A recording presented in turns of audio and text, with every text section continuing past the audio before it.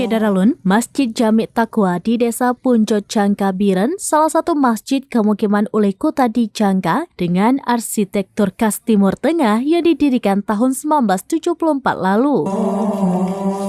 Masjid ini memiliki luas bangunan sekitar 800 meter dengan pekarangan yang luas untuk area parkir yang memadai, tempat wudhu, dan terdapat balai pengajian di area masjid.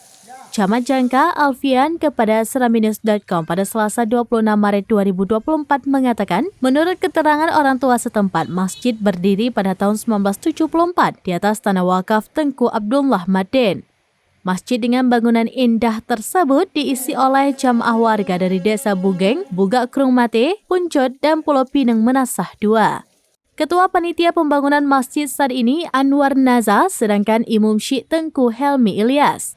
Pada Senin 25 Maret 2024 sore, tim Safari Ramadan Pemkab Biren berkunjung ke masjid tersebut untuk buka puasa bersama dan menyantuni anak yatim. Dalam kunjungan itu, Asisten 2 Setdaka Biren, Dailami, juga menyerahkan sumbangan untuk pembangunan masjid.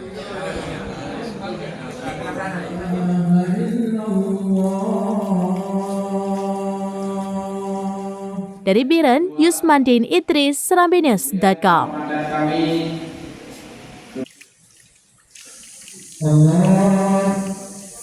Download Tribun X sekarang, menghadirkan lokal menjadi Indonesia.